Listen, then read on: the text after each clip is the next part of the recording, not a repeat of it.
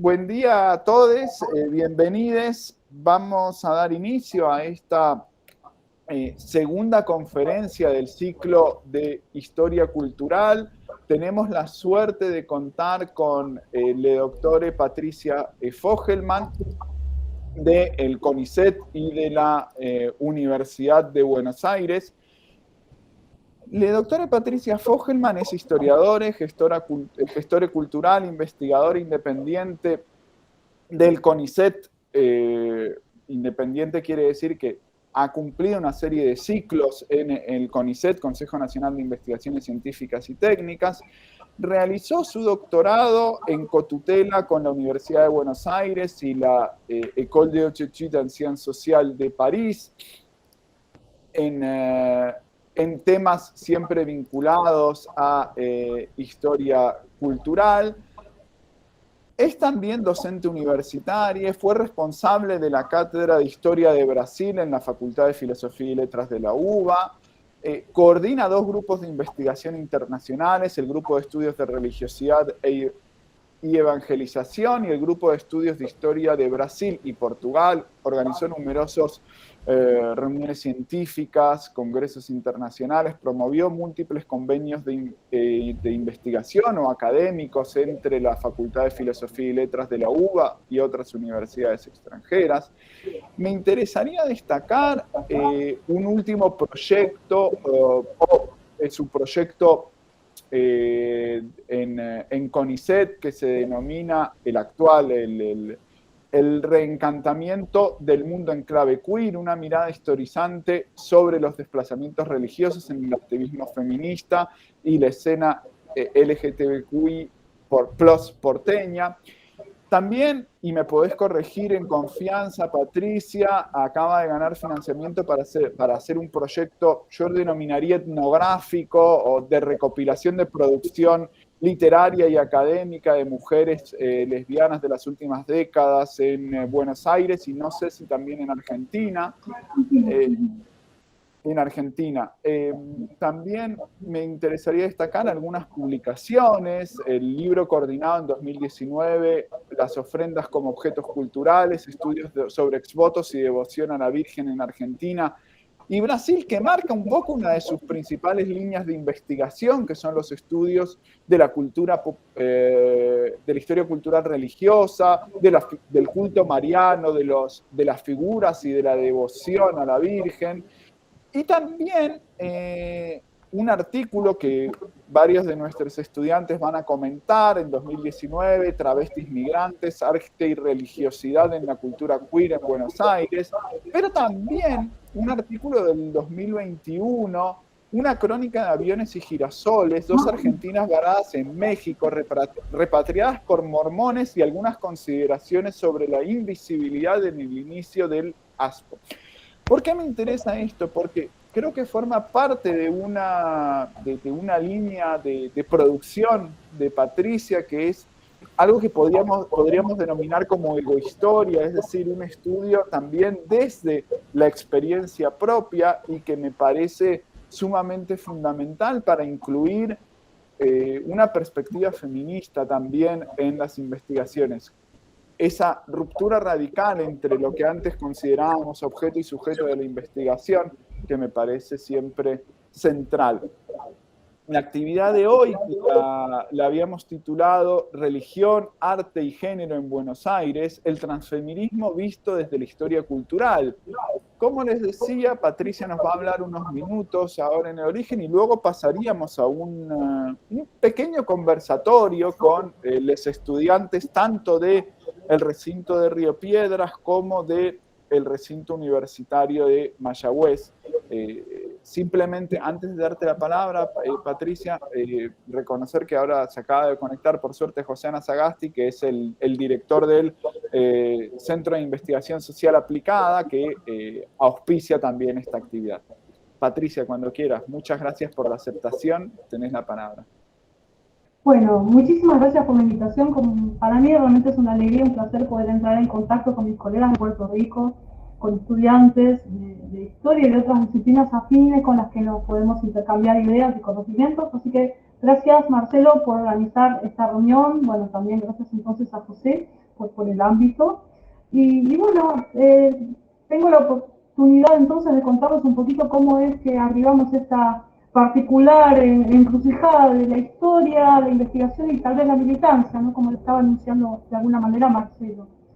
Quizás es cierto que en este último tiempo estoy haciendo como una incrustación, una inserción más evidente, ¿no? De cuáles son algunos de mis posicionamientos o mis formas de pensar la historia y mi compromiso como historiador, de que antes.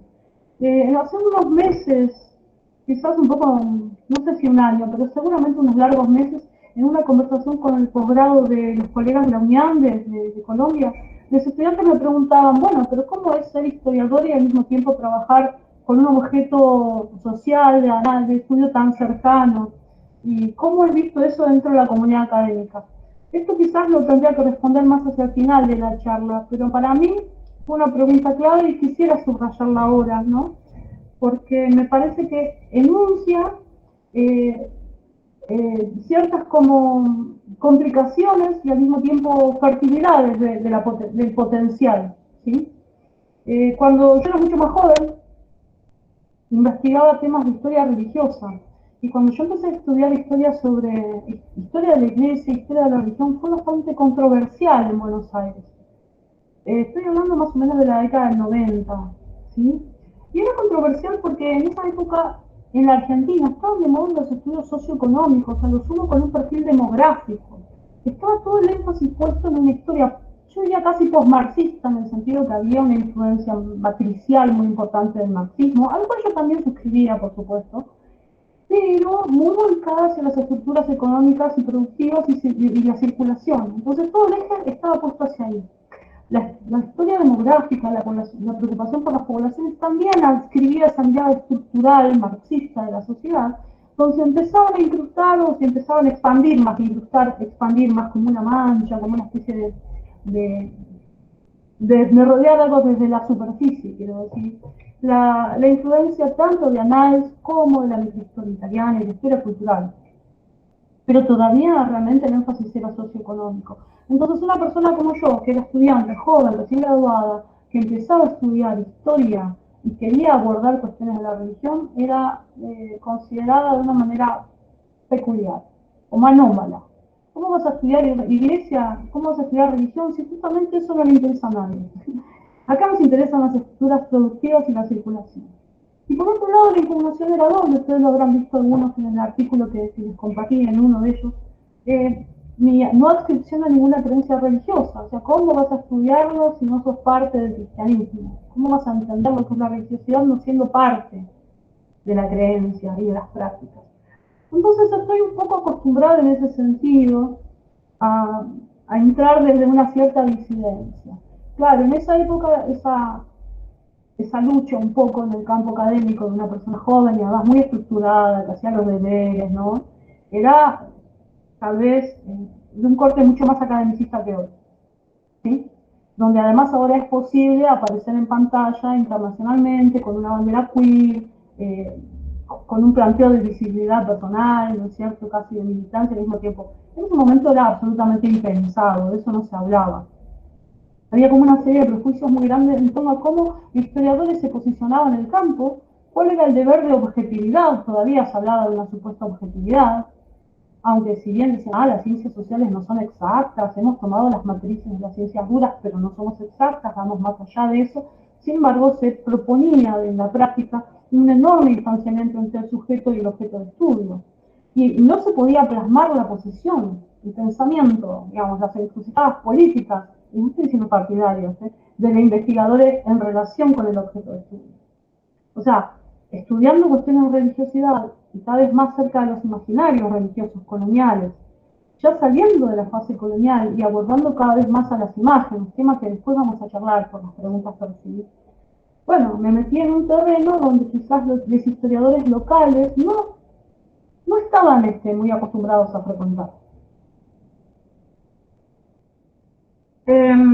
Entonces podría ir sintetizando de esa siguiente manera. Empecé haciendo una historia demográfica, estudiando los negros esclavos del santuario de la Virgen de Luján, pasando por un estrato bastante económico para ver cuáles eran las formas de tenencia de la tierra, la circulación, la consolidación de los poderes locales, a empezar a pensar las formas de sociabilidad dentro de las cofradías que apoyaban la difusión del culto a la Virgen de Luján, patrona de Argentina, Paraguay y Uruguay, y luego a ver cómo empezaban a jugar los imaginarios y las imágenes como fuentes visuales. En ese sentido tuvo una enorme importancia en mi formación mis estudios de posgrado, porque si bien mis estudios de grado me dieron como una mirada estructural, económica y demográfica, los estudios de posgrado me permitieron abordar las cuestiones de la religiosidad, que en Argentina no estaban siendo estudiadas. En Argentina se estudiaban, y casi les diría que todavía se estudian, en general, aspectos políticos de la Iglesia. La Iglesia y sus hombres, la Iglesia y la política, la Iglesia y la revolución, los curas en La Pampa, no sé, o en Córdoba. No se estudian mucho las ideas y las prácticas de la religiosidad. Las prácticas de la religiosidad han sido mucho mejor abordadas, o sea, mejor no, han sido abordadas directamente, plano, por sociólogos y antropólogos. Sociólogos y antropólogos. Ellos llegaron mucho antes que nosotros a pensar estas cuestiones.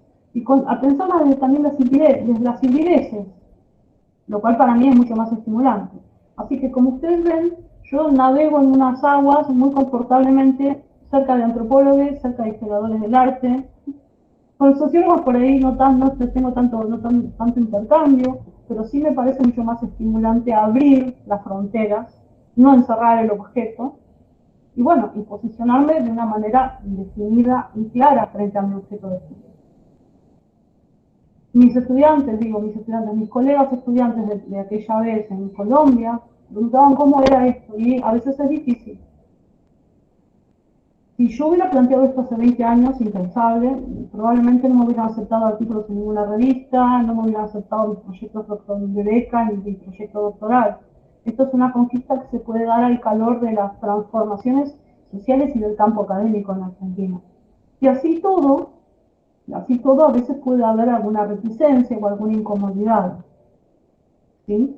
En esta, en este abordaje de un objeto que es complejo, que forma parte del surgimiento de actores sociales, de perspectivas híbridas, y que viene a contestar ciertas normativas o ciertas imágenes de cómo se debería hacer. Entonces, puede ser que esté proponiendo una entrada a la investigación que sea desde la incomodidad. Eso es posible. Pero bueno, también viene de la mano de una evolución personal, de una transformación personal. Yo soy más grande, insisto, con 25 años probablemente no conseguiría, o a mis 25 años no lo hubiera podido hacer.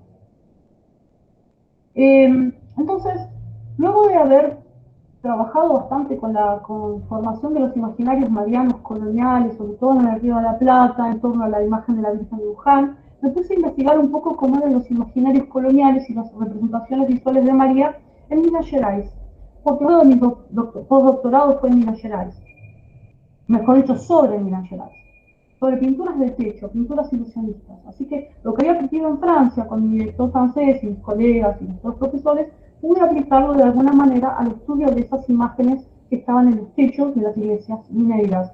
Y luego lo pensé en una correlación con lo económico-social, que es una línea de investigación que yo no reconozco como recorrida antes en la historiografía brasileña.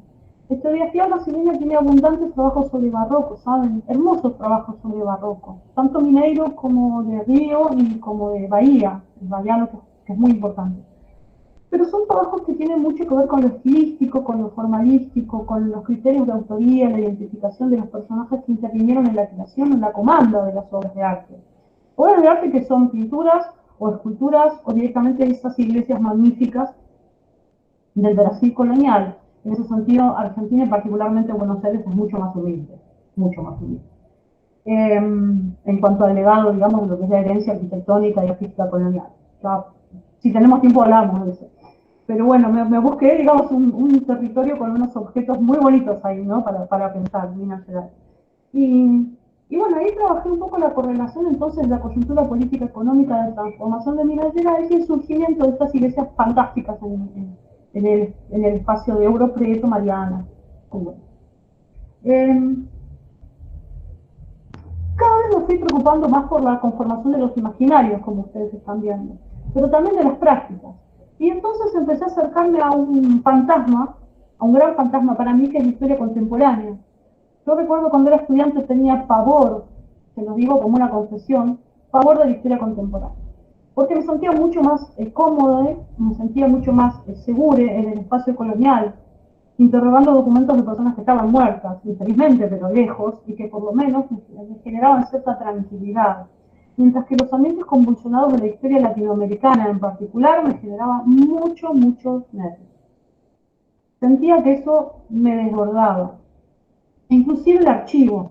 Acostumbré a trabajar con los archivos coloniales, que son una filigrana de enormes agujeros, y una red llena de enormes agujeros, que los historiadores intentamos surcir, reparar, pensar, como para poder elaborar una mirada de un proceso. ¿Sí? Cuando uno se acerca a los archivos de la historia contemporánea, la multiplicación de voces, de fuentes, de actores, abruma. Sin embargo, sucedió que me empezó a atraer cada vez más.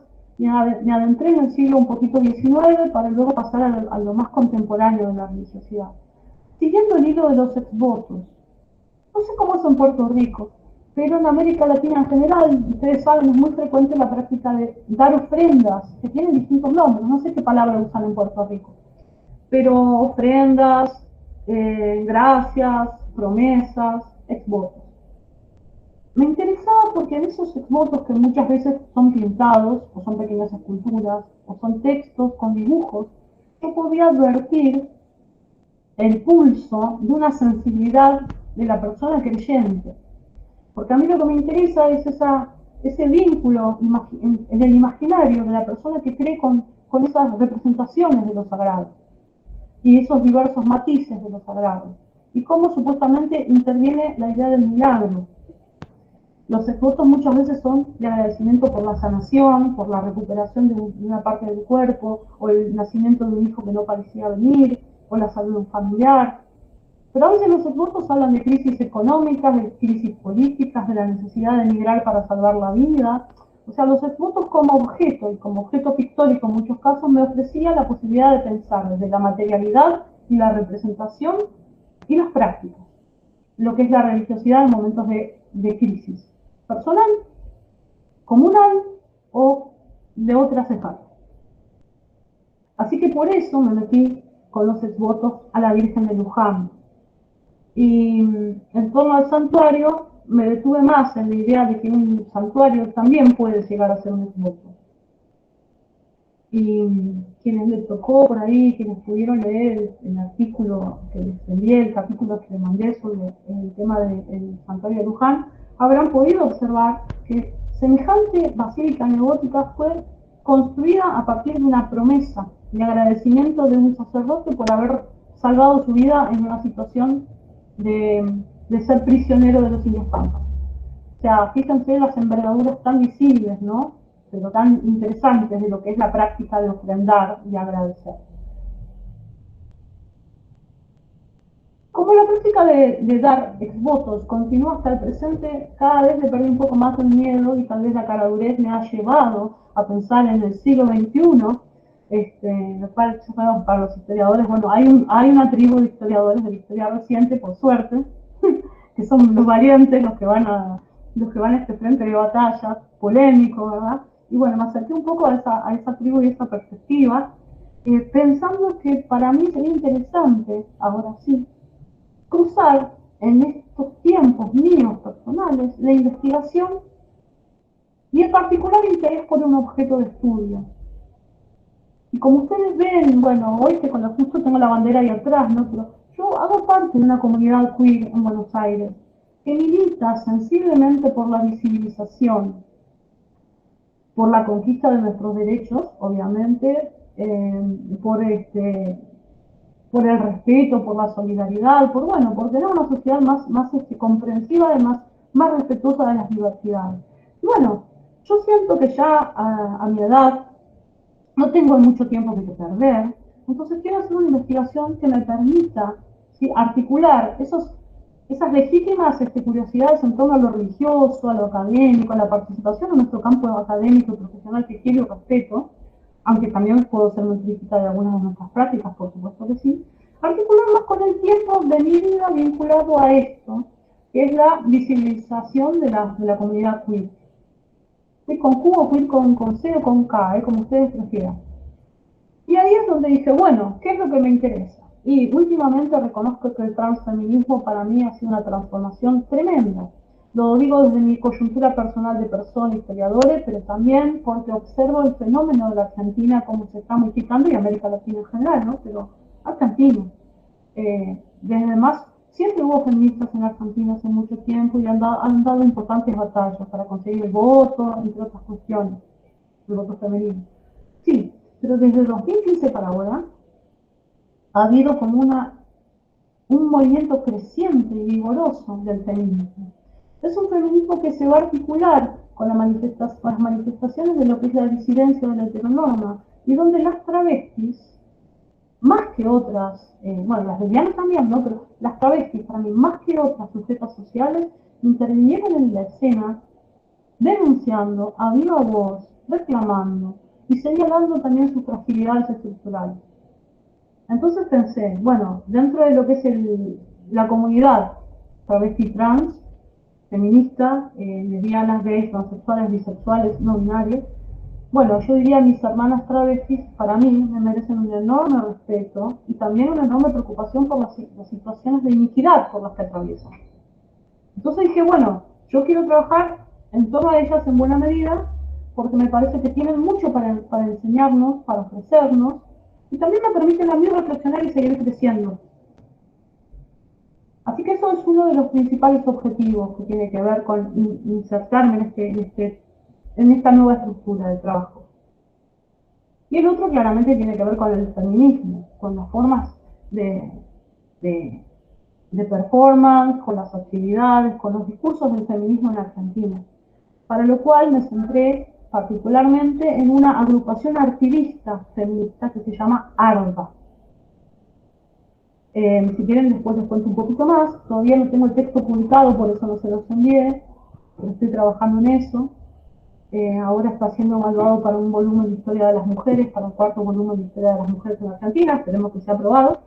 Y bueno, es un capítulo donde yo abordo la construcción de esta colectiva de activistas feministas, que se denominan también transfeministas, donde aparecen un montón de nociones que para mí están vinculadas a lo religioso. Siendo que ellas, como el transfeminismo en general, tiene un carácter fuertemente anticlerical.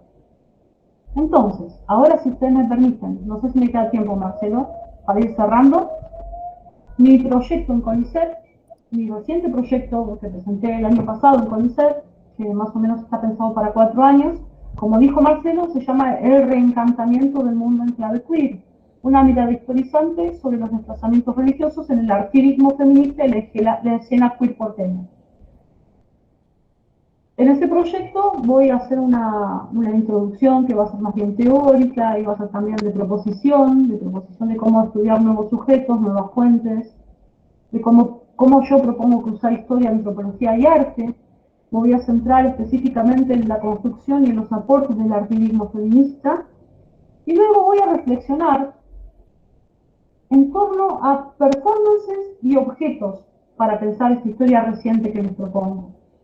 Entre esos objetos voy a señalar primero el fuego, después santas y herejes, después virgen, manto y corona, después blasfemias y museos.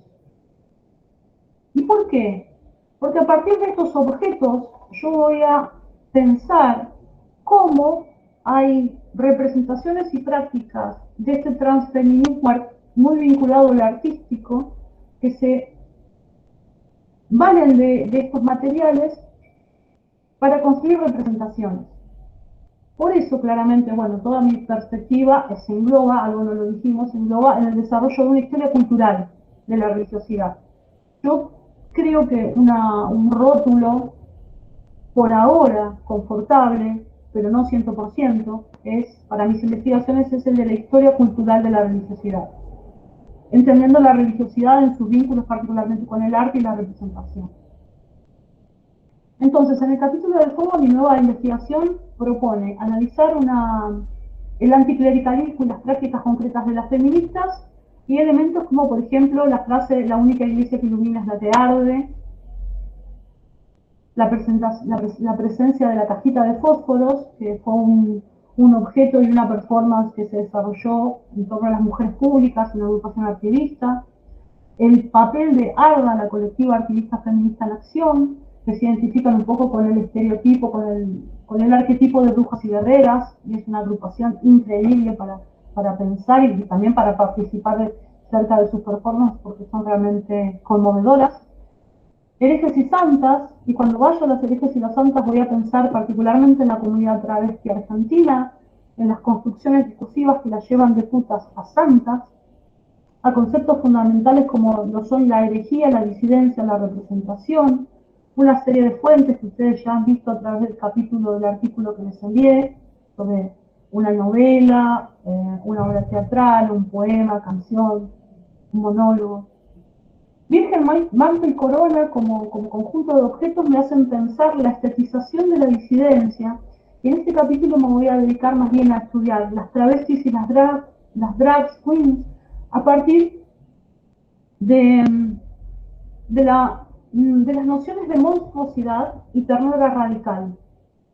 Me interesa ver cómo en el drag queen y también en las representaciones de las travestis entran a jugar aspectos como la etnia, el gusto musical, por ejemplo, por el rock, y en esa estetización como juega también la cuestión de la disidencia, el BDSM y otras cuestiones que aparecen. Y todo eso se vincula a ciertas representaciones de carácter religioso.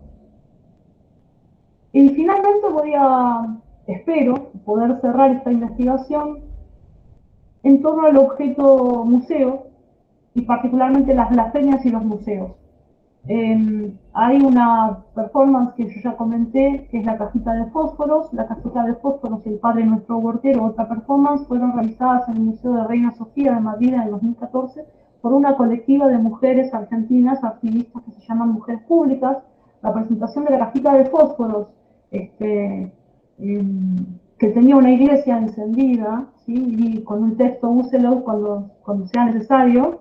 Y por otro lado, la exposición para todos, curada por Tiziana Corbalán en el Museo de la Memoria, en la antigua Escuela Superior de la Armada, donde había un centro clandestino de detención en la época de la dictadura y que luego por la democracia fue constituido un lugar de memoria. En ese museo se establece en el 2019 una exposición interesante que se llama "Para Todes Todes", donde se presenta la Virgen Abortera y un retablo queer, que son dos piezas que aluden a la cuestión religiosa desde la disidencia y desde la blasfemia, desde la herejía. Y a mí me interesa mucho trabajar sobre esas cuestiones. Así que el proyecto general cierra entonces con la idea de que hay un proceso en el cual la comunidad transfeminista y particularmente dentro del área del arte participa de un reencantamiento del mundo, ¿sí? A pesar de que tienen una lucha denodada con la iglesia y con la opresión que la iglesia va a instaurar, bueno, lo que vamos a tener claramente es un reencantamiento del mundo, y eso, bueno, lo voy a analizar y lo voy a probar más en el transcurso del texto. Pero bueno, tengo unos años todavía, tengo un par de años más. Bueno, hablé demasiado. Muchísimas gracias. No, fantástico, Patricia. La verdad que una suerte escucharte. Como les decía, lo que habíamos un poco hablado con Patricia también, viendo cómo se había dado la primera de estas sesiones del ciclo de Historia Cultural, era también tener un diálogo con los estudiantes, y para ello al grupo que había preparado las primeras preguntas de Carlos Vélez, Alanis Calder y Stephanie Crespo, se han sumado otros 4 estudiantes: Sebastián Colón, también del recinto universitario de Mayagüez, y del recinto de Río Piedras, Ariana Rosario Valentín y Camila Rodríguez. También está Victoria Soto Estremera, pero que por un problema de última hora no se ha podido conectar.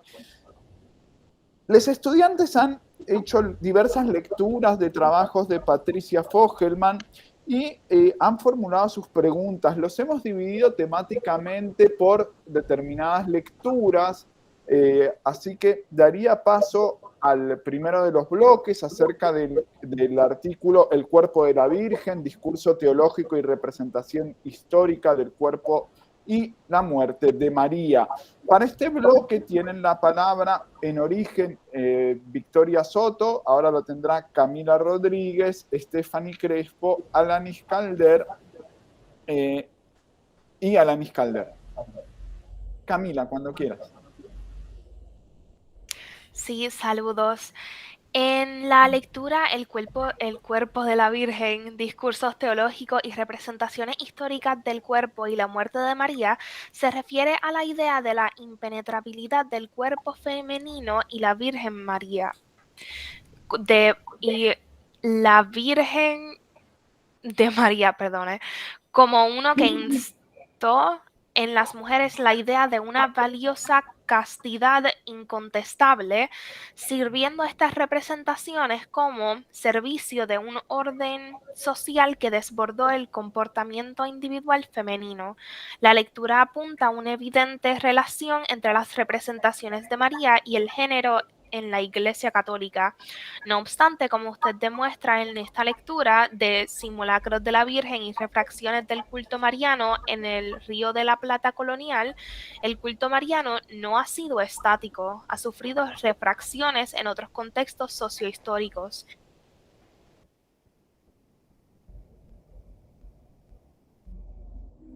¿Se cortó el audio? El género al Una parte que no es un concepto. Me fui. Saludo. Hello, me fui. Se me fue el internet. Camila, hay unos tramos de tu habla que perdí. Unos pequeños tramos que no escuché. ¿Los demás? Sí, Camila, tendrías que volver desde que empezabas el género. No sé si nos escuchas. Sí, ahora le escucho. Ok, ya creo que sé dónde fue que nos quedamos. Ok. Igualmente, el género, al ser una construcción cultural y social, no es un concepto universal homogéneo. Reconociendo esto, el género ha sido un factor en las distintas interpretaciones de María. Esto es, las visiones de género del Río de la Plata colonial pudieron influenciar los cambios de las tradiciones marianas.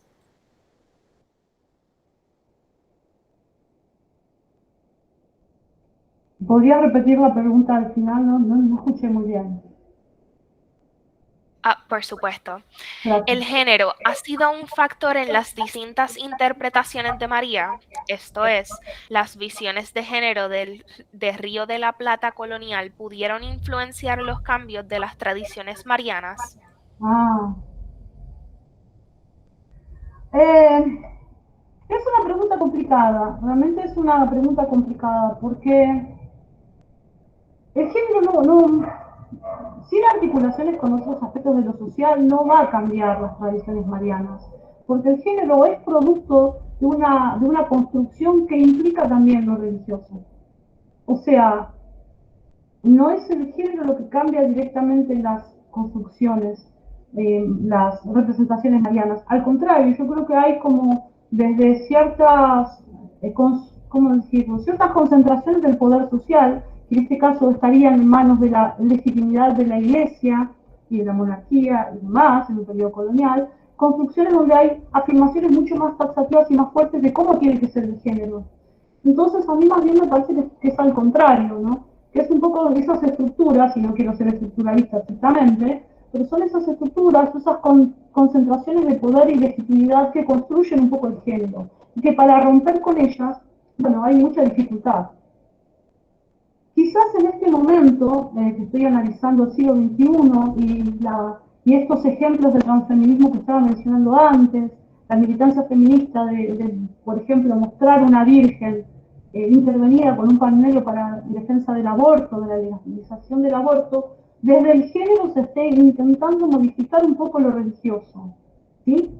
Pero en líneas generales, durante el régimen colonial, a mí me parece que eran las estructuras las que sí estaban condicionando más fuertemente lo que es la construcción del género.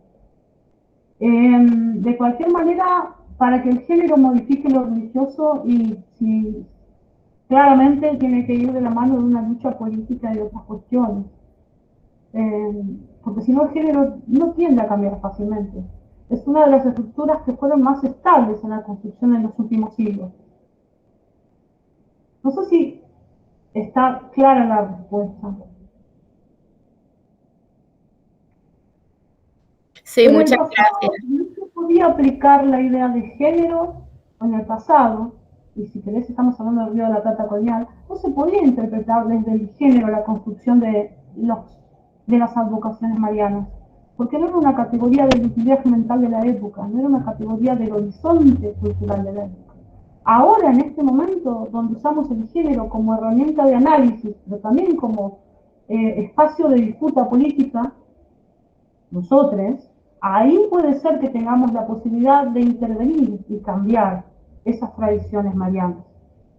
Pero yo creo que es de un grado de concientización y de lucha que se desarrolla a lo largo del tiempo, y es algo, me parece, más propio de nuestro presente que tal vez del pasado, que del pasado colonial. Muchas gracias. Gracias, Camila. Primero que nada, quiero darle las gracias por darnos este espacio. Vamos ahora a la segunda pregunta, que sería: en el escrito del cuerpo de la Virgen, discurso teológico y representación histórica del cuerpo y la muerte de María, se menciona que en la Biblia es muy poco lo que se habla de la figura de María. ¿Es esta falta de una descripción detallada y desarrollo de la figura de la Virgen la que abre el espacio a tantas representaciones diferentes? ¿Se da esto como respuesta a la falta de representación o descontento con la religión católica de algunos sectores sociales o culturales? Muchas gracias. Gracias por la pregunta, Estefania. A mí me parece que digamos, lo poco que se dijo sobre María, es decir, todos esos vacíos, esas ausencias en la construcción de un discurso, no generan en sí mismos, ¿sí?, la necesidad o el deseo de dar respuestas y de introducir modificaciones. Han habido silencios y ausencias sobre otros tópicos dentro de la construcción de lo que va a ser el cristianismo, sobre innumerables tópicos. El tema es que no se ha necesitado o no se ha valido de esos tópicos para la construcción de un discurso. O sea, siento como que la pregunta está planteada desde un lugar que no tiene mucho pie. O sea, que quede el vacío no implica la necesidad de llenarlo. Pero sí podría responderte, Stefan, que para mí es más importante que se advirtió a lo largo del tiempo la posibilidad de instrumentalizar una figura siempre en relación con las disputas con distintos enemigos. A ver, la imagen de la Virgen fue tomando espacio y ganando adeptos en la medida que fue instrumentalizada para discutir primero con los judíos, después con los protestantes, ¿sí?, luego con los indios que no querían someterse al cristianismo. Entonces, ahí es donde se apela a una figura que tenía un enorme potencial, que es la figura femenina materna. Porque acá estoy haciendo casi psicología y no tengo carnet, no tengo licencia, pero que todos queremos tener una madre. O se nos educó en una cultura occidental donde las madres tienen un papel muy importante y se supone que debemos querer tener una madre. Entonces, en el desarrollo de esa cultura, tener una madre es importante y el arquetipo materno es comprendido bastante horizontalmente. Entonces, es una figura que yo digo que tiene mucha pregnancia. Entonces, la figura mariana para mí tiene potencial porque tiene una alta pregnancia. Y eso se extendió no solo al occidente europeo, se extiende también al espacio de la conquista en América. Solo que además ahí se puede mestizar, se puede dividir con otras tradiciones donde también la mujer, la tierra, la figura femenina tiene un papel importante, las diosas, Tonantzin y otras. Pero digamos que para hablar de la construcción del hit mariano, del éxito mariano, para mí tiene que ver con esas características fundamentalmente. Y después las complejidades que se fueron dando con el tiempo. A ver, había pensado en algo más al respecto, porque en esos silencios no encuentra la fertilidad para ciertas ideas. Esas ideas se van a dar, digamos, en la contingencia, en lo que va a pasar después. Y esas ideas que van a ir construyéndose dogmáticamente en el interior de lo que es la Iglesia, con peleas dentro de la Iglesia, de cómo tiene que ser representada María, si fue inmaculada o no lo fue, porque al principio nadie le preocupaba que María fuera inmaculada, que hubiera sido concebida ella sin pecado. Eso se discute dentro de la Iglesia posterior, y de la misma manera que a posteriores se discute si María fue virgen o no fue virgen, y si la concepción de Jesús fue milagrosa o no lo fue. Eso era para discutir con los judíos, básicamente, que decían que no, que había sido, digamos, la concepción de Cristo, la encarnación del Verbo había sido tan carnal como la de cualquiera, y que la concepción de María venía sin mancha. Eso lo decían los católicos, obviamente también para discutir sobre todo con la herejía de los judíos y después los protestantes, ¿no? Todas esas discusiones se van a dar a posteriori y al calor de la necesidad, no porque estuvieran faltando información, sino porque, bueno, inventan información que es útil en ciertas coyunturas. Lo que me parece que además de la pregnancia del modelo, lo que también es una clave de su éxito, es la controversialidad del modelo, porque es un modelo muy difícil de seguir, es un modelo realmente complicado de seguir, que impone a las mujeres una modalidad que en realidad favorece el control sobre ellas. Las ubica en determinadas funciones y les impone como un nivel altísimo de estrés, en el cual obviamente en una estructura patriarcal se capitalizan ciertas manos y se debilita otras. Eso no estaba, digamos, esas son cosas que se desenvolvieron a lo largo de los siglos. Eso, digamos, eso podría haber sido de tantas maneras distintas. Muchas gracias. Seguimos. La próxima pregunta también se la voy a hacer yo. ¿Cómo se explica en el escrito la glorificación de la figura de María rayan las prácticas de adoración de la Iglesia reserva solo para Dios y su manifestación humana, Jesús? Esto es una cita directa. La pregunta es, ¿podría esto llevar a que se estudie el catolicismo como una religión politeísta? Vos sabés que de alguna manera yo creo que la religión católica tiene un sistema tan grande de jerarquías y como de desigualdades en cuanto a potencias y demás, que este planteo de que es una religión pagana o politeísta no es nuevo, ya se ha hecho con anterioridad.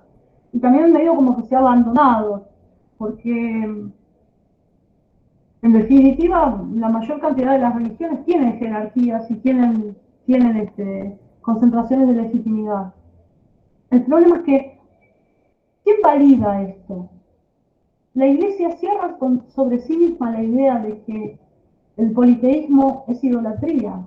La Iglesia se construye, sobre todo la Iglesia colonial, se va a construir con la idea de que hay un solo Dios, que ellos solamente van a practicar un día como un solo Dios. La tría, idolatría serían muchos dioses o muchas figuras, y la idea entonces es que la Iglesia cierra una definición donde se excluye ese tipo de religiones y se da legitimidad a sí misma, y por lo tanto se obtura el problema, se cancela la discusión del problema dogmáticamente, es decir, no podemos confrontar, no podemos cuestionar, se obstruye y se cierra. Ahora, si uno lo observa, digamos, desde una estructura, desde simplemente una representación gráfica, uno encuentra que es un panteón con distintas jerarquías y una innúmera cantidad de figuras con ciertas dosis de sacralidad. Sacralidad que también tiene movimientos de ascenso y descenso, porque tampoco está rígida la jerarquía. En un momento el cristianismo, digo bien, establece la idea de Dios, Cristo, el Espíritu Santo, y luego empiezan a aparecer a lo largo de los siglos figuras importantes como María. María va a ser muy importante a partir del siglo XII. A partir del siglo XII, fíjense, con contextos en los cuales se está luchando contra con los musulmanes en España, por ejemplo. Siempre, en mi tesis doctoral yo decía, es el estandarte contra los enemigos, es un arma contra los enemigos.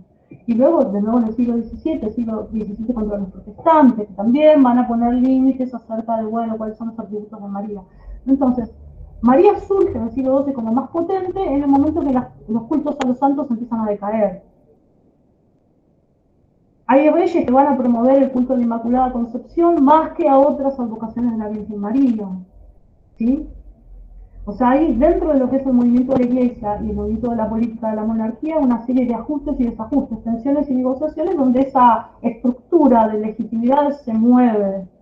Ustedes ya están acostumbrados también a ver el fenómeno de la religiosidad popular, adjetivo que es discutible. Yo me siento a veces incómoda con la idea de qué es popular, pero da para otra charla, ¿no? Pero bueno, digamos religiosidad popular y nos estamos entendiendo.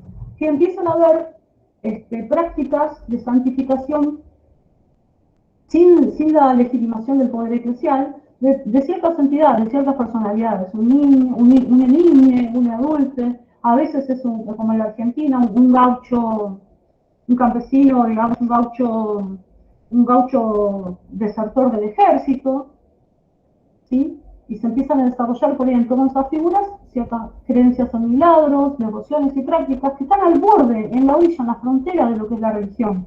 Y sin embargo, la Iglesia al paso de los tiempos los va incorporando y los va acercando cada vez más hacia esa jerarquía, por un proceso de canonización que es lento, que es paulatino. O, si ustedes quieren hablarlo desde el punto de vista más institucional de los papas, como hay papas que tardan siglos en ser canonizados y papas que pasan rápidamente en ciertas coyunturas políticas a ser santos. O sea, es un panteón móvil, es una jerarquía móvil. Por lo tanto, queda expuesto y que es evidente que es históricamente construido. Al calor de tensiones, siempre al calor de tensiones. Pero lo que se baja como discurso, no como práctica, es que los dogmas son indiscutibles, que la religión no es idolátrica. Y entonces es donde se genera muchas veces la confusión entre el discurso y la práctica. Sin embargo, ojo con esa ambigüedad que mantiene viva la Iglesia hace 2000 años. Esa ambigüedad le permite las negociaciones en los bordes y mantenerse en la puja con otras iglesias o con otras religiones que surgen, que por ahí se consolidan y se expanden en otras coyunturas.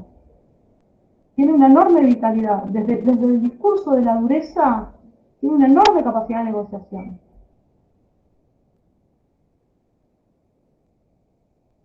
Muchas gracias.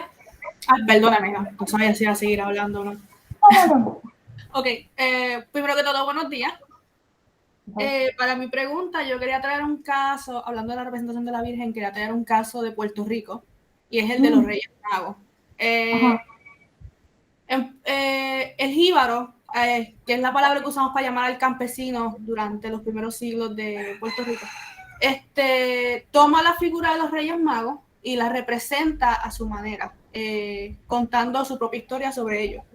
Esto pudo ser debido a la falta de iglesias en la zona rural y de la necesidad del campesino puertorriqueño de hacer valer su fe y venerar a sus santos. Mi pregunta es, ¿esto es comparable con el caso de la Virgen a la hora de crear representaciones? Y si esto es un fenómeno que ha ocurrido en otras culturas. Sí, es bastante común que en las tradiciones marianas, yo voy a hablar del corpus de las tradiciones marianas que son muy diversas y muy desparramadas a lo largo del espacio y el tiempo, ¿no?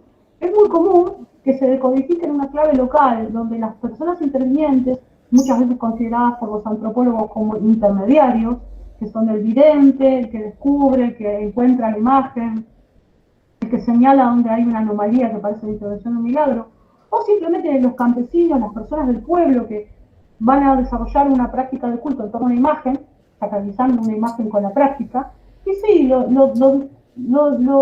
narran, lo explican todo en los términos que les son propios. Eso tiene que ver con nuestras posibilidades de lenguaje, ¿no? Cualquier persona se remite a sus experiencias, a su caudal cultural, a su horizonte cultural para dar explicación de algo. Entonces es muy común. Fíjense que yo en mi tesis doctoral, me iba a decir algo importante que tenía que ver con la pregunta anterior.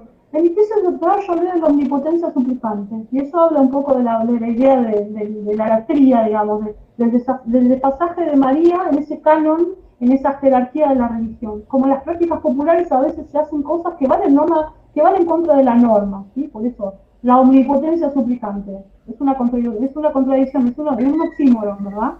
Solamente Dios es omnipotente. Pero sin embargo, para la religiosidad popular, María puede hablar milagros. María consigue milagros de toda índole.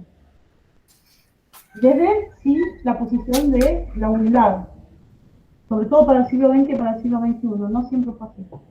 Bueno, entonces estaba diciendo, y en estas cuestiones de la religiosidad popular que estamos diciendo, las personas explican los fenómenos a partir de su propia experiencia. Entonces tenemos una Virgen de Guadalupe en México, morena, encontrada por un indio, que no tiene el niño en brazos, como la Virgen de Guadalupe de Extremadura, sino que es una inmaculada.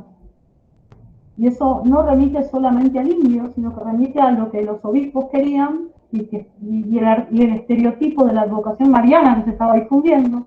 Entonces, ahí hay como varias intervenciones del horizonte y de la experiencia y de la coyuntura.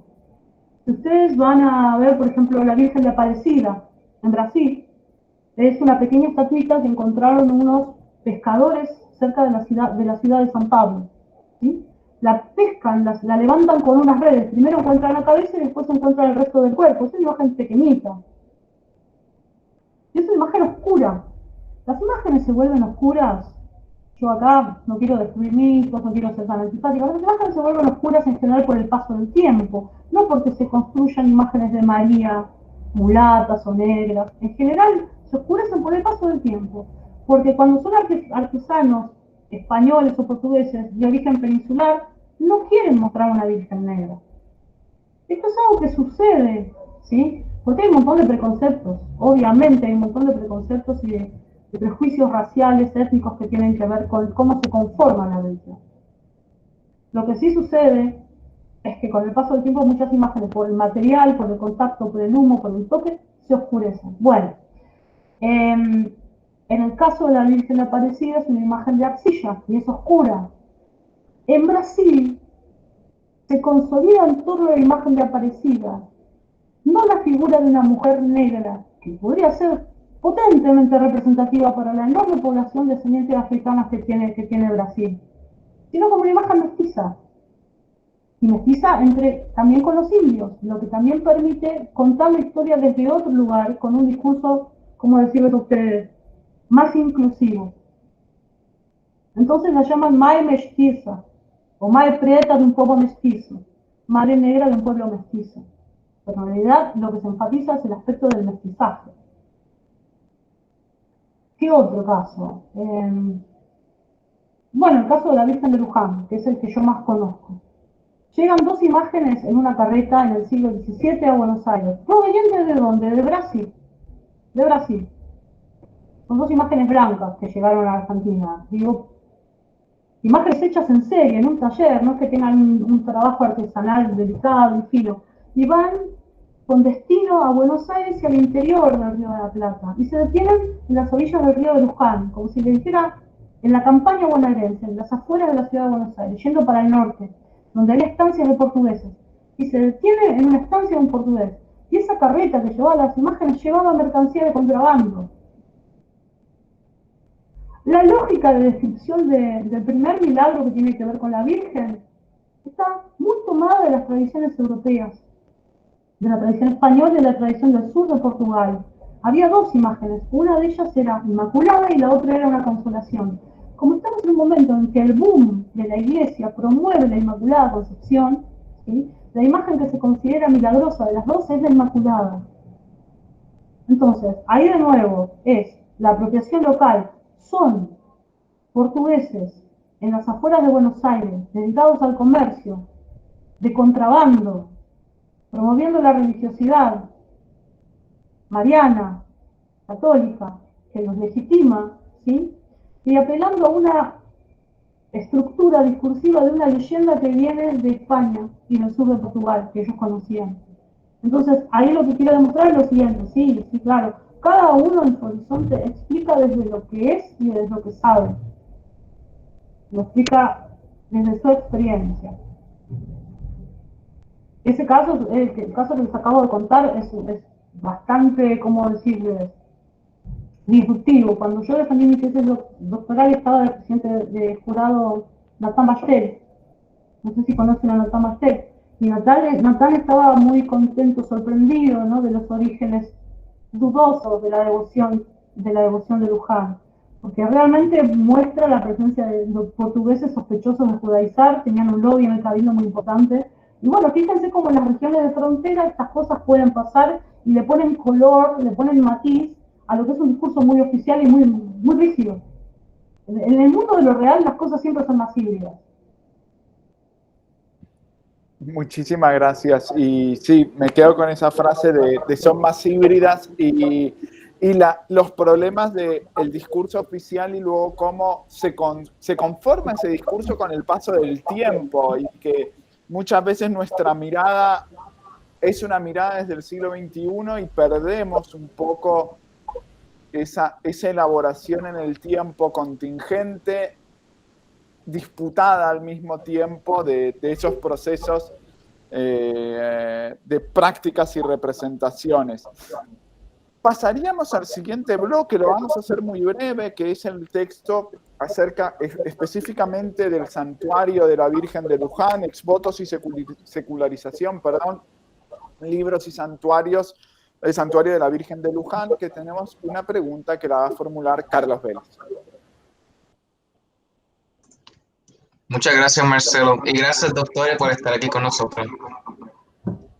En su escrito, Exvotos y secularización, libro y santuario de la Virgen de Luján, mencionas cómo se reapropia un estilo arquitectónico llamado historicista para así elaborar un discurso de legitimización en cuanto a la devoción de la Virgen de Luján. Además de esto, ¿cree usted que el proceso de reapropiación de este estilo gótico de la época medieval estuvo vinculado a un sentimiento de nostalgia, en tanto que querer volver a un tiempo en donde la religión católica tenía legitimidad absoluta? Sí, claramente sí. Yo creo, bueno, siguiendo también de los aportes previos de otros autores, yo creo que la primera vez que lo leí en un texto, bueno, más allá del horizonte del tiempo de las catedrales, ¿no? Vayamos a algo más contemporáneo, más colonial, quiero decir. Por ejemplo, leyendo un texto de Gastón Burujúa y otra colega que no recuerdo en este momento el nombre, me parece que ahí había visto ya la idea de que el neogótico servía y el neogótico flamígero servían de alguna manera como para volver a esas ideas, digamos, de orden absoluto, de preponderancia de la Iglesia, de preponderancia del papel de la Iglesia. Claramente, a fines del siglo XIX, que es el periodo en el que se levanta la Basílica de Luján, el horizonte de creación de templos, de grandes iglesias con forma neogótica es la moda. Ahora, yo les cuento que en la coyuntura específica del diseño arquitectónico de Luján hubo una polémica. Hubo una polémica entre dos sacerdotes de la orden bizantina, franceses, ¿sí? Uno quería un proyecto de basílica neorrománica y otro quería el proyecto de la basílica neogótica. Finalmente el que va a triunfar, ustedes lo han visto, es el neogótico, como pasó en la Catedral de La Plata, que más o menos en la misma época, no sé, la Catedral de México, hay un montón de lugares ahí, iglesias neogóticas de fines del siglo XIX. Y se corresponden con esto, con un deseo, digamos, de la iglesia de volver a generar ese reaseguro que había tenido en tiempos precedentes, en un momento que el liberalismo empieza a asolar, a asediar los privilegios eclesiásticos. En la Argentina, concretamente, estamos en la época de los gobiernos liberales, que se empiezan a dar importancia al papel del Estado, que le quita la beneficencia al papel de las beneficencias católicas, de la caridad, un montón de atribuciones. Empiezan a ver el ordenamiento de la civilidad, del control, digamos, de la población, de los registros. Le empiezan a quitar prerrogativas, ya le venía quitando prerrogativas a la Iglesia. Fíjense que el ramalazo, digamos, del neoconservadurismo de la Iglesia se va a ir cada vez más haciendo más fuerte, y en la medida en que en 1929 genera una gran crisis a nivel internacional, por lo menos en la Argentina, y me animaría a decir que también en Brasil, que por ahí son casos que conozco un poco mejor, el neoconservadurismo de derecha, los militares y la Iglesia van a actuar en consumo. En la Argentina van a haber golpes, por ejemplo, golpes militares, y hay fotografías, digamos, hay un montón de imágenes donde uno puede ver al poder político golpista junto con la Iglesia en esa coyuntura. Es como un volver a lo conservador. Sí, Sí, realmente creo que el neogótico responde a esa vocación de restaurar el orden, un poco el orden y la primacía de la Iglesia. Yo veía en ese artículo que compartí con ustedes la idea de que de alguna manera el santuario, que es un exvoto, que es una ofrenda de agradecimiento, fue pensado también como una especie de lugar de abrigo, como volver al asilo. A un asilo que, si ustedes lo miran en una llanura, la llanura bonaerense es plana, no hay edificios como la ciudad de Buenos Aires. Ustedes miran el edificio de la Basílica de Luján, desde muy lejos lo pueden ver. Imagínense a fines del siglo XIX o a principios del XX. Lo veían muy de lejos. O sea, es como un hito en el paisaje, es un ordenador. Y fíjense que todos los lanzamientos de las campañas presidenciales se hacen en la Basílica Nacional de Luján. O sea, en ese refugio sagrado se construyó un espacio de legitimación, a pesar, digamos, de las pujas. Muchas gracias. Y solamente, creo que tampoco tenemos que olvidar que el Estado argentino era católico, y eso ayuda a lo que justamente decías de las campañas presidenciales que se lanzaban desde el santuario de Luján. El siguiente de los bloques que pasaríamos justamente es a como nos hablaba antes Patricia, no sé si decir una reapropiación, contestación, un reencantamiento, por usar el concepto del título de su proyecto, que se abordaría como una suerte de respuesta a ese conservadurismo militante y represivo hacia determinadas comunidades que Patricia aborda también en el texto Travestis Migrantes, Arte y Religiosidad en la Cultura Queer de Buenos Aires. Para este bloque de preguntas las formularán Camila Rodríguez, Alanis Calder, Sebastián Colón y Ariana Rosario. Camila, tienes la palabra. Saludos nuevamente, doctora Patricia. En su texto me llamó mucho la atención el uso del término travesti, pues al menos en la cultura puertorriqueña, el término travesti se refiere a personas, en especial a hombres afeminados que utilizan ropa que se asocia con el género opuesto. Además, tiene una cierta connotación negativa y despectiva. Y aquí mi pregunta, ¿cuál fue su propósito en utilizar esta palabra, travesti?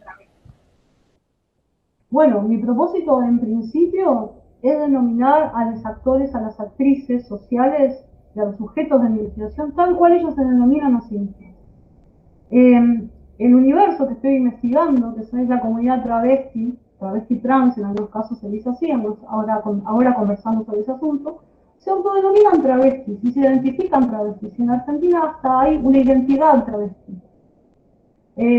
Hace poco tiempo Lara Bertolini, María Lara Bertolini, una travesti que también está estudiando en la universidad y haciendo su especialización en el área de Derecho, llegó fuertemente por la identidad travesti en el documento. Y por otro lado, sí, por parte de la comunidad travesti, hay una apropiación de esa palabra que originalmente fue un insulto.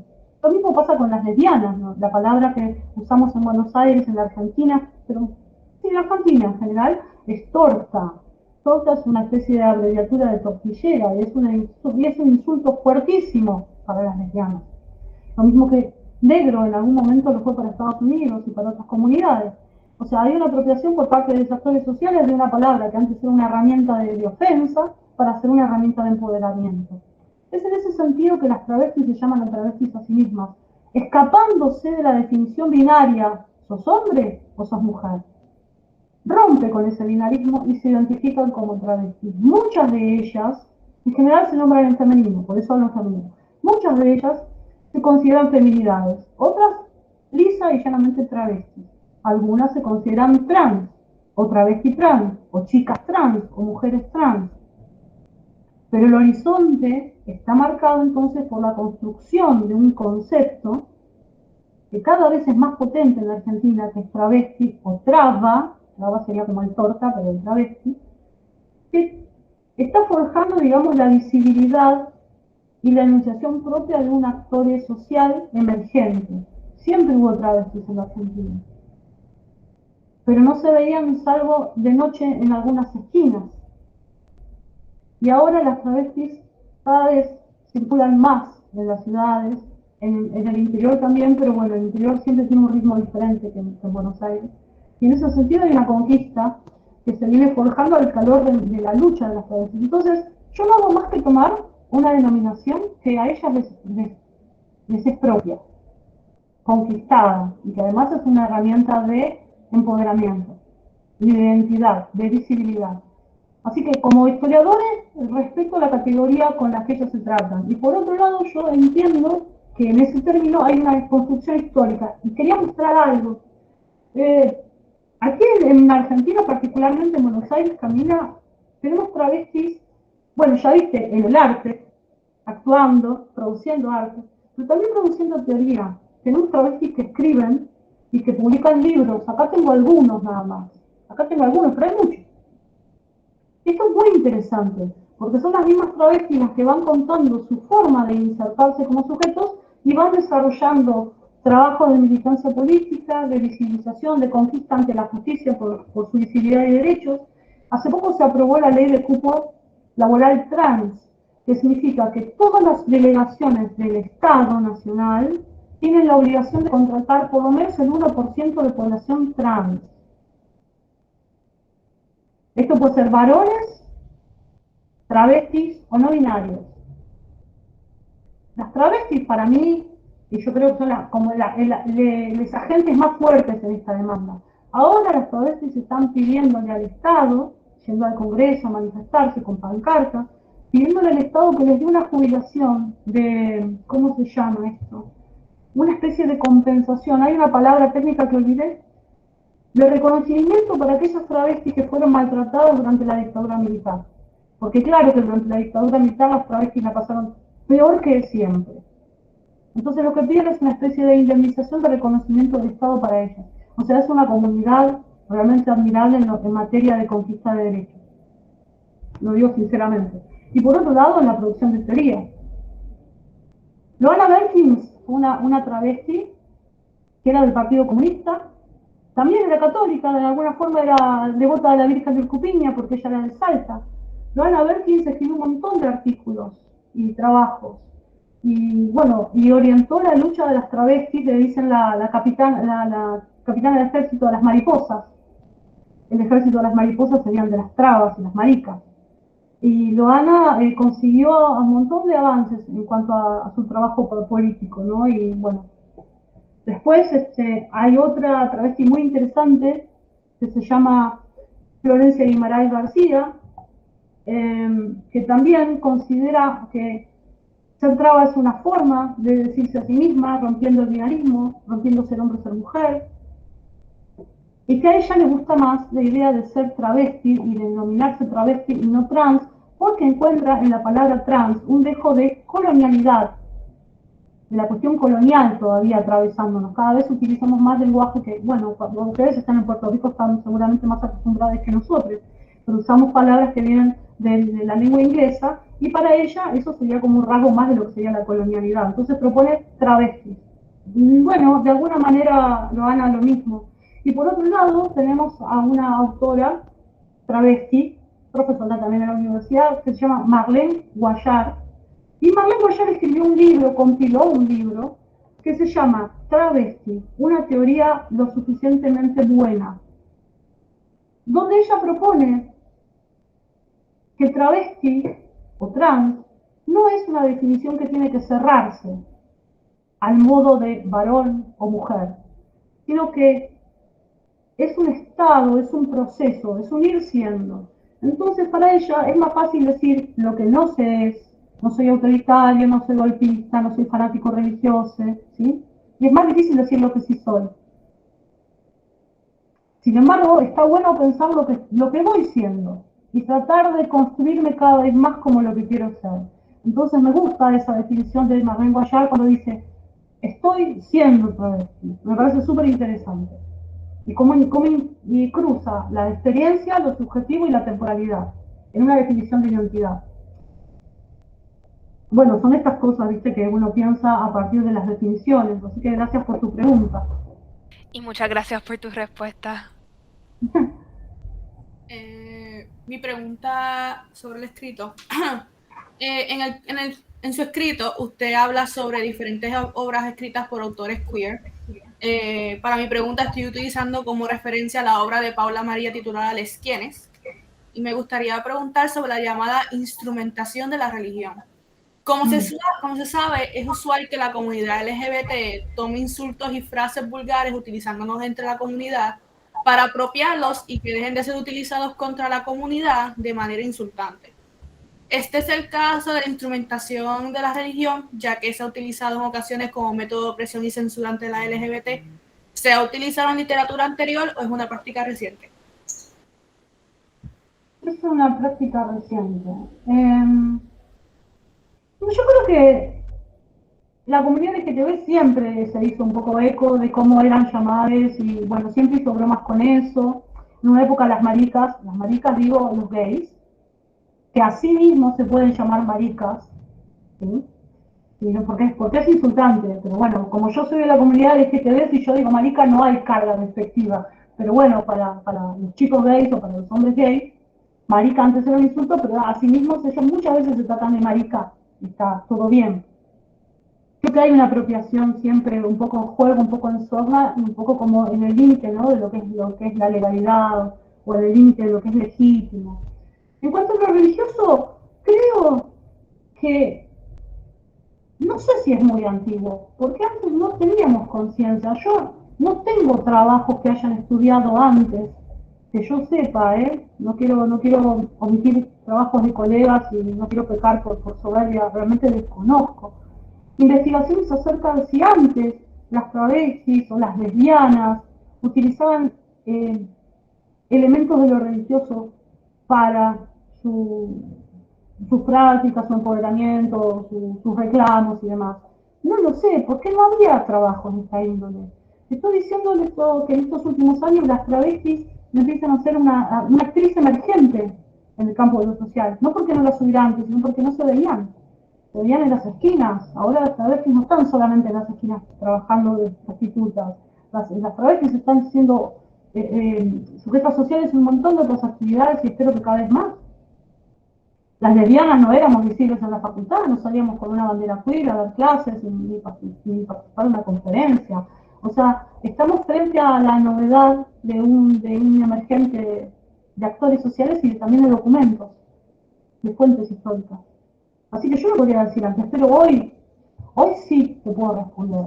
Estoy segura que dentro de la comunidad LGTB se apropia muchas veces de algunos elementos de la religión para empoderarse. En uno de los artículos yo cité a mi querida Michelle Lacroix. Michelle Lacroix es una travesti del interior del país que vive aquí en Buenos Aires, que es marrona, porque es una persona del interior con su piel oscura, es brillante, tiene una locuacidad y una inteligencia y un sentido del humor encantador, y es una artista muy prolífica. Trabaja muchísimo y le ha costado mucho la vida, y sin embargo ella es así, pasa y va dejando va dejando glitter, o sea, de alegría, no sé cómo decir, es maravilla. Y bueno, cuando yo entrevisté a Michelle me decía, bueno, cuando yo era chica iba a la iglesia, y yo me sentía bien en la iglesia, porque era un maricón, y no se hablaba de eso, pero por lo menos me trataban bien. Y me fui de mi casa y ella dice, ¿no? Dice, se va de la casa, se va de su provincia, viene a Buenos Aires, no cree en la iglesia, pero sin embargo sí cree en Dios. Una vez me dijo algo muy lindo, para mí que no soy religiosa, no estoy diciendo que yo crea, yo digo que me parece muy... Para mí Dios es el viento que me envuelve cuando voy caminando por la calle y necesito un abrazo. Para mí Dios es ese viento que me rodea. Entonces hay un trasvasamiento de esa educación religiosa, de esa sensibilidad religiosa en lo contemporáneo también. Ella tiene un texto que yo compartí donde habla de que ¿quién le va a decir que no es santa?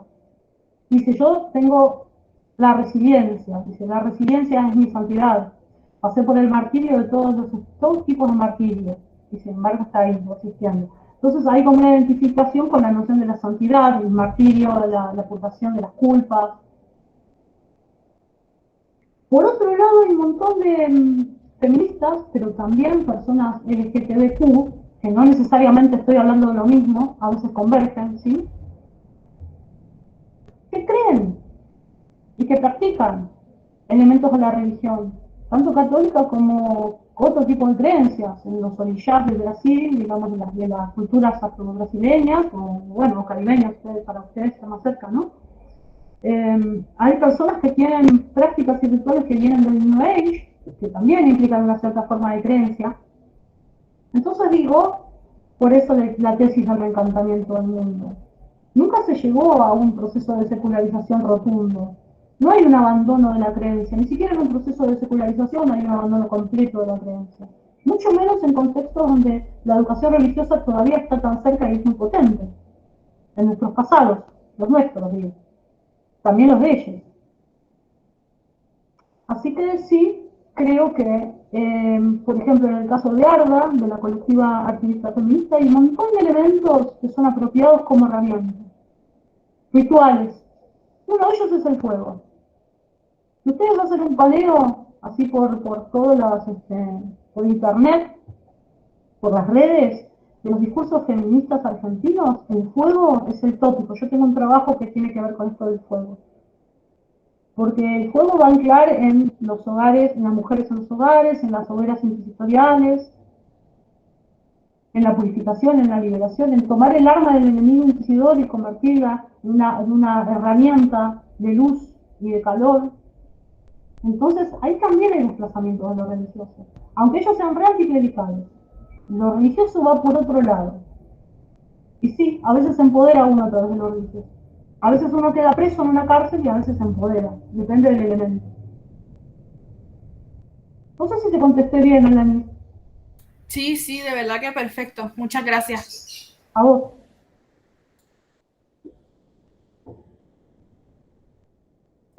Pasaríamos entonces a la pregunta de Ariana.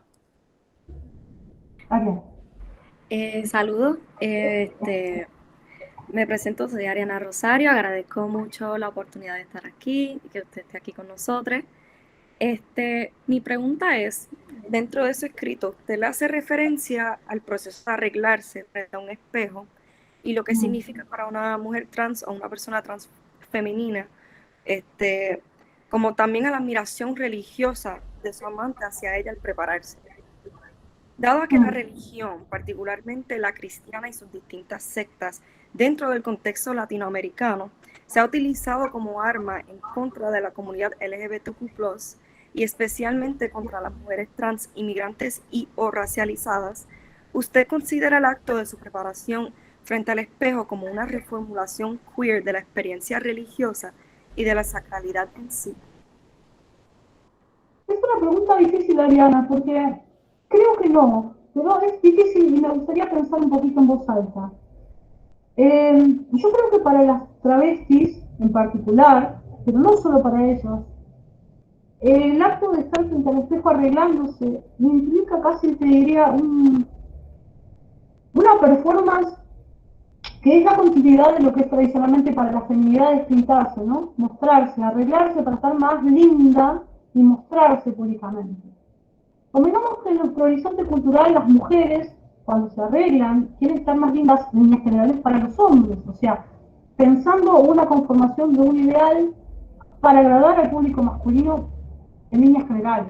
Hoy sabemos que no siempre es así, o de hecho, bueno, hay otras actrices sociales, digamos, las lesbianas, por ejemplo, que están buscando gustarle a los hombres, pero subyace, digamos, como un horizonte cultural. Cuando las travestis se pintan y se arreglan frente al espejo, para mí hay, además de esa idea de, bueno, gustarle al otro, que puede ser un público masculino, pero no siempre, porque también hay travestis lesbianas. No sé si lo sabían, es bueno que lo subrayemos porque a veces hay alguien que se olvida. Hay travestis lesbianas y travestis no binarias y travestis pansexuales. Hay enorme diversidad dentro del mundo travesti. Pero yo creo que en el arreglarse, en ese ritual de arreglarse y tratar de verse como se quieren ver, hay una transformación. Y ahí me parece que la idea de transformación trasciende a lo religioso. Es trabajar por cómo uno quiere ser, por cómo uno se quiere ver y se quiere mostrar. Y para mí eso creo que trasciende la idea de lo religioso. Es una experiencia personal, pero no sé si es sacralizada, no sé si es una experiencia sagrada o una experiencia religiosa. Más bien me parece que es la experiencia de una construcción de una subjetividad que además se empieza a aflorar y se empieza a montar. Las drag queens, que son otros, digamos, de mis sujetos sociales que a mí me interesan muchísimo, pasan horas frente al espejo preparándose para sus espectáculos. Bueno, más allá de lo que significa técnicamente, artesanalmente, ¿no? Estéticamente, la construcción de una visualidad, de una apariencia. Yo creo que en esto hay una performance que las hace ser. Y es como un viaje, dejar de verte de una manera para entrar a ser de otra. Y ahí me vuelve la idea, bueno, más allá del debate y la performatividad del género, ¿no? Me viene de nuevo la idea del libro de Marlene Guayar. Vamos siendo, estamos siendo. Por eso les decía, me gusta esa idea de la situación de ser trans. Marlene decía en un momento que todos nosotros en algún momento cuando éramos niñas pasamos por situaciones en las que no encajábamos en las normas de lo que nos querían hacer ser. Y en ese sentido nos sentimos fuera de la norma. O sea, todos tenemos un poco la experiencia de haber sido trans, por lo menos durante nuestras infancias. Después el mundo nos acomoda y nos ordena, siempre que puede. Entonces, ¿qué tal si recuperamos la idea del estar siendo el gerundio? Me parece interesante. No sé si es religioso, me parece que es profundamente subjetivo y al mismo tiempo político, en la medida que es la expresión de una personalidad saliendo hacia afuera, ¿no? Construyéndose hacia la afuera. Más que sagrado, político, lo diría. Muchísimas gracias por la contestación. A vos. Fantástico, gracias Patricia. La verdad que el estar siendo a mí siempre me recuerda también a un pensador argentino, Rodolfo Kusch, y esa singularidad latinoamericana también que creo que muy bien estás planteando desde la experiencia transfeminista porteña, pero que tiene un horizonte, no sé si común, pero sí compartido con otras experiencias latinoamericanas, que me parece importante. Y en este mundo de las experiencias y del estar siendo, el último de los bloques que los estudiantes habían escogido era el de tu texto, Viajar para aprender a ver, exploraciones en historia cultural de la religión. Para este bloque las preguntas las formulan Sebastián Colón y en origen Victoria Soto, y la va a formular Carlos Vélez. Sebastián, tienes la palabra.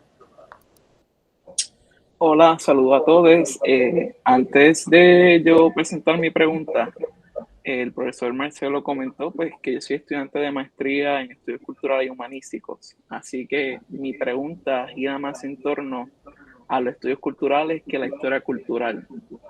Y sabemos que la cultura visual es un elemento importante cuando estamos hablando de estas conversaciones. Ahora, mi pregunta sería, la cultura visual, bajo el contexto norteamericano, es una herramienta de parte del capitalismo para transmitir un placer o información al consumidor, como lo ha propuesto teóricos como Nicolás Misreff o la Escuela de Frankfurt, que le interesaban estas tensiones y estas tendencias en el contexto norteamericano.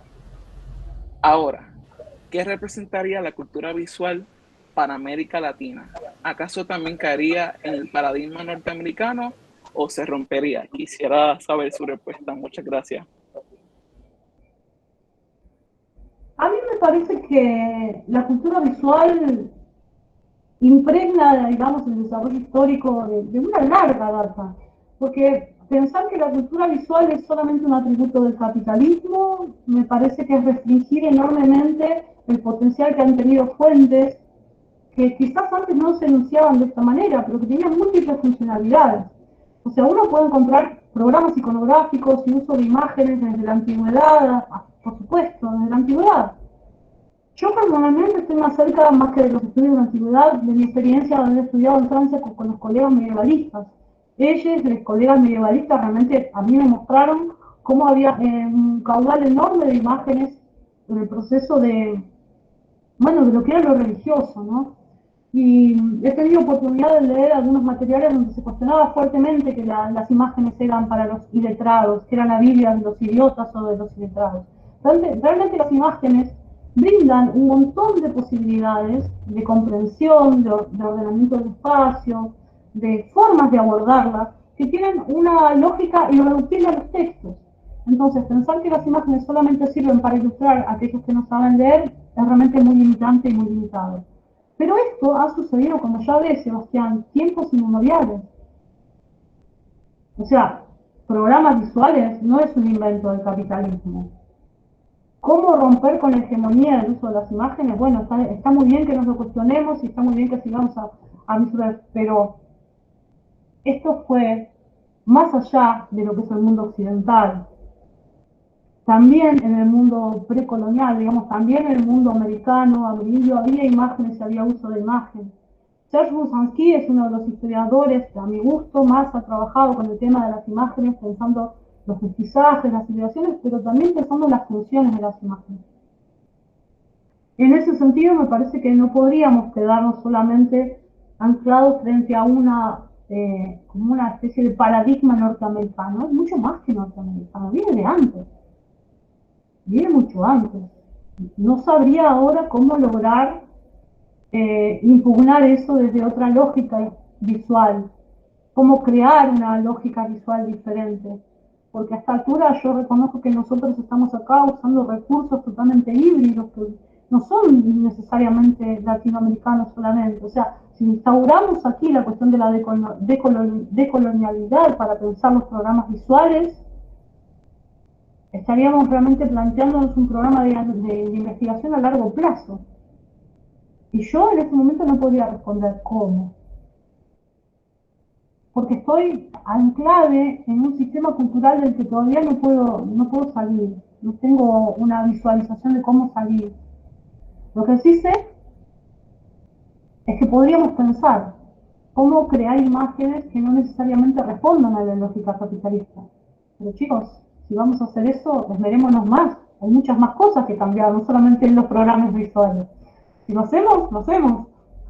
No sé si empezaría por las imágenes solamente. Bueno, es una vida.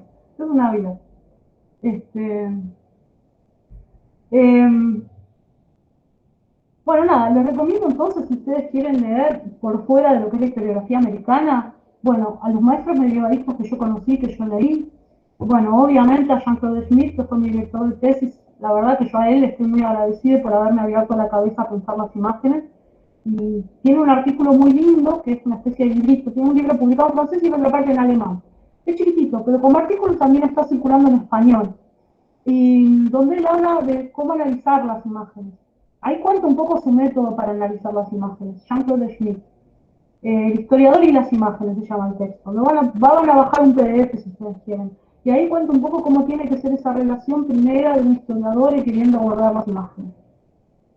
Después hay un libro que yo no me canso de citar, de un norteamericano que se llama David Friedberg, que se llama El poder de las imágenes. Ya tiene muchos años también ese libro, pero es muy útil, es muy estimulante. Y bueno, nos enseña a pensar las imágenes y sus múltiples capacidades de impacto. Se llama, en el subtítulo, Un ensayo de la teoría de la respuesta frente a las imágenes. Cómo las imágenes provocan en nosotros múltiples respuestas. Quizás eso sería interesante para ponerlo en diálogo con mi fuer. Hay mucho material sobre esto. A ver, otro más. A mí me gusta mucho un francés que se llama Georges Huberman. Vivi Huberman.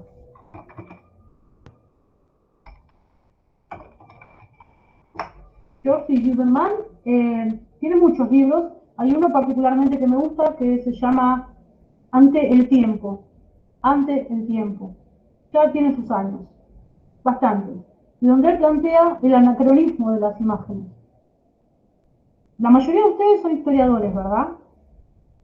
Ustedes son muy jóvenes tal vez, pero nosotros fuimos educados, yo, mi generación, en la idea de que el anacronismo era un pecado que no podíamos cometer. O sea, un historiador de serie profesional jamás podía hacer un anacronismo y detestaba el anacronismo, anatema al anacronismo. Sin embargo, lo que dice Georges Huberman, rompiendo un poco con los padres fundadores de análisis, gente, observemos que en la realidad hay cosas que tuvieron funciones en el pasado y que perviven. Y que las cosas, las estatuas, las pinturas, las imágenes viven más que los hombres y las mujeres y, bueno, y los no binarios. Entonces las imágenes son relictos del pasado que tienen capas de historicidad y en muchos sentidos son anacrónicas. No sé ustedes, pero yo cuando leí eso dije, bueno, convivir con el anacronismo. Bueno, estoy en un programa de reeducación, conviviendo con el anacronismo. Pero es muy interesante pensar las imágenes de esta manera. Bueno, esto para ver que hay una enorme complejidad en torno a la interpretación de la imagen. Porque las imágenes tienen múltiples funciones, ¿no? Generalmente no tienen una sola. Entonces, ¿cómo hacer algo desde América Latina que rompa con esa hegemonía norteamericana? No empezaría, digamos, no lo plantearía de esa manera. Me esforzaría por tratar de comprender un poco las múltiples funciones de las imágenes y qué respuestas generan en nosotros, o en determinado público, ¿no? En determinado público.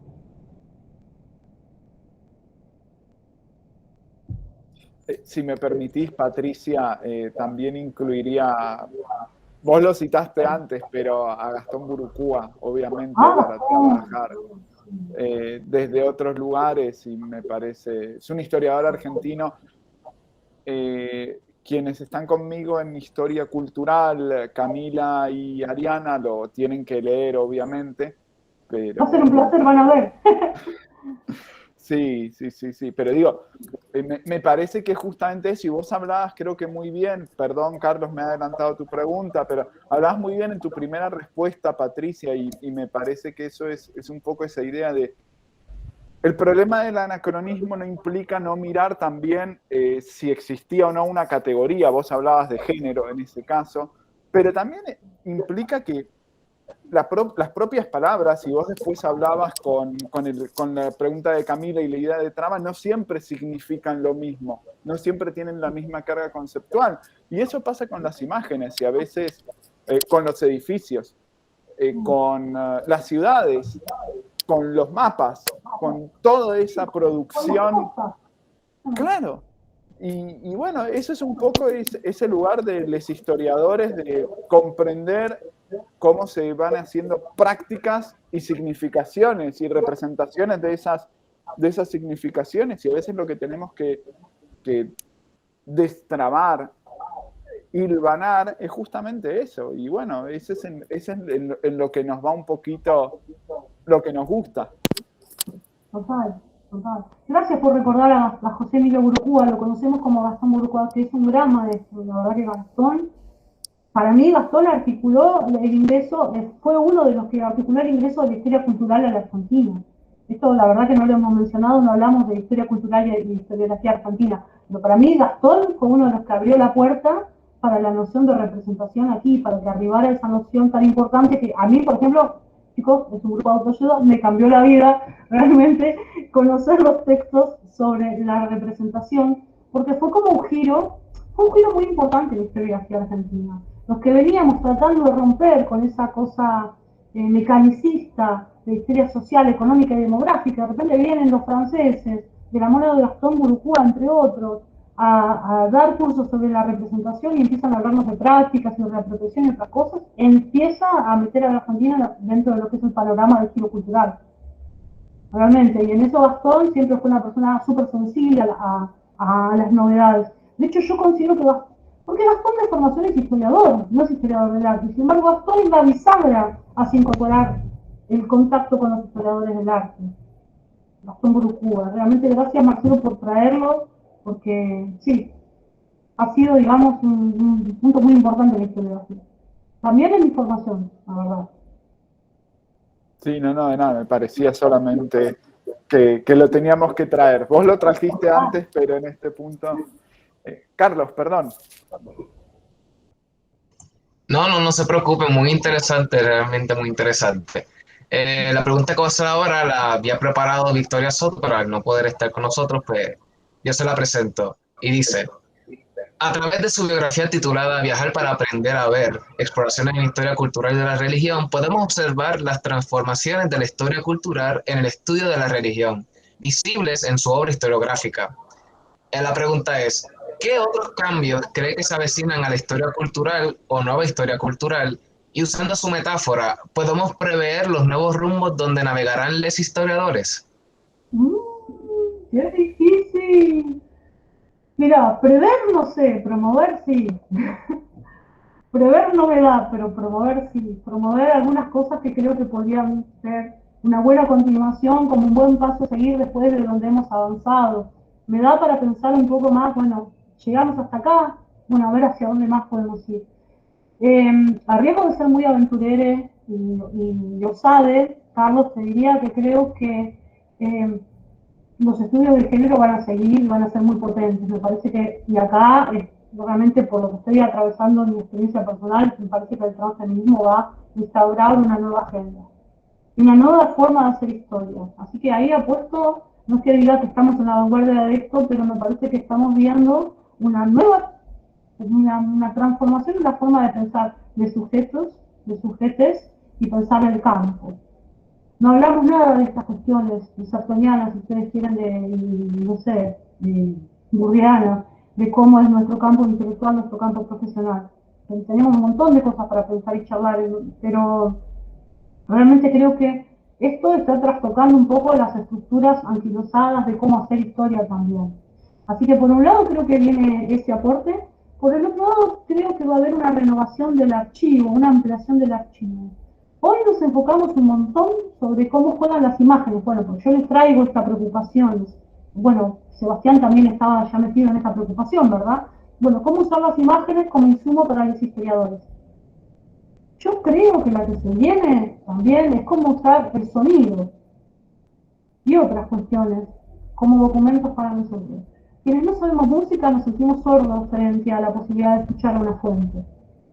Como la gente que no sabe nada de imágenes se siente ciego frente a un documento visual. Pero esto está cambiando.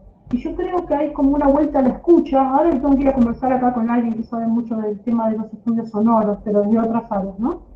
Pienso que hasta hace poco yo hubiera respondido que los adolescentes, o sea, la gente nueva, la generación que los va a seguir a ustedes, que los adolescentes estaban muy filtrados por el impacto de las imágenes, los videoclips, las fotos, internet, todo lo visual.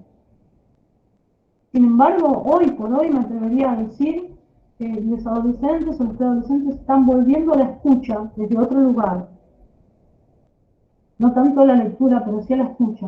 Escuchan a los youtubers hablando todo el tiempo, hablando, cuanto más verborrágico y más rápido mejor. Escuchan a un nivel de velocidad muy potente. Escuchan podcasts.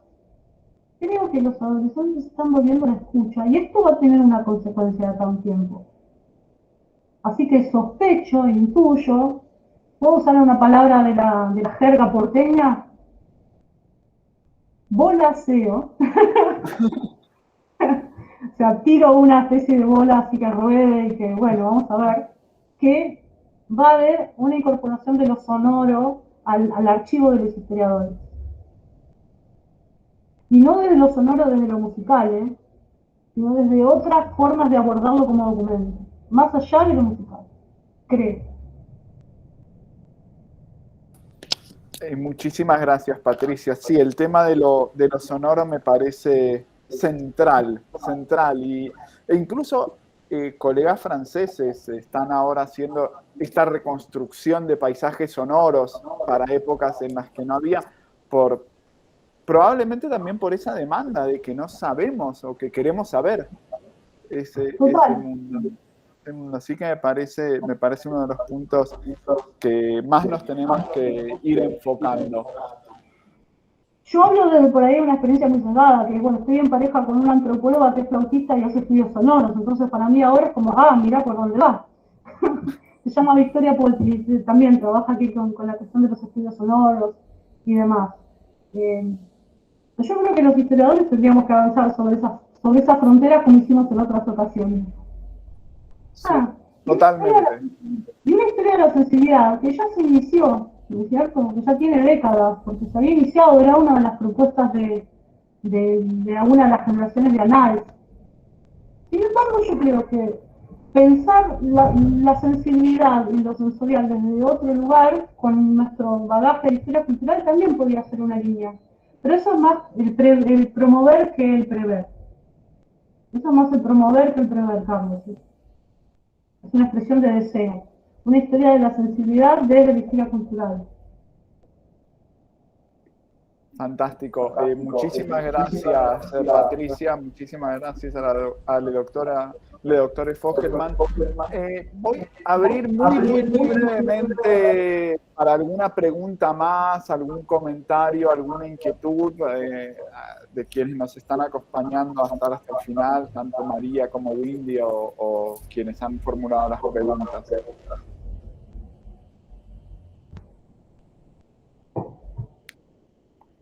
Bueno, si no, daríamos por concluida esta sesión de la segunda sesión del ciclo de conferencias Historia Cultural, que era en homenaje al doctor Juan Hernández. Te agradecemos, Patricia, agradecemos a la doctora Fogelman su generosidad y el diálogo tan entusiasmado y tan, por lo menos que nos ha abierto a perspectivas que a lo mejor podemos estar... que pueden ser compartidas, pero que siempre esa visión singular desde la experiencia, desde la militancia y también desde años de estudio y años de inquietud y de motivación hacen mucho más interesante. Únicamente les emplazo el 14 de diciembre para la siguiente charla sobre a cargo de la doctora Mónica Bolufer acerca de mujeres o género e Islam en la Ilustración española. Les vuelvo a agradecer, les agradezco a los estudiantes su compromiso, su dedicación, su solidaridad en esta época convulsa de la universidad y les mostramos nuestro apoyo también. Y muchísimas gracias, Patricia, muchísimas gracias por haber asistido. A vos, Marcelo, a ustedes, colegas, un placer para mí. Bueno, fue una linda reunión para mí, así que les agradezco esta posibilidad. Un saludo y suerte con los reclamos y la vuelta. Gracias. Bueno.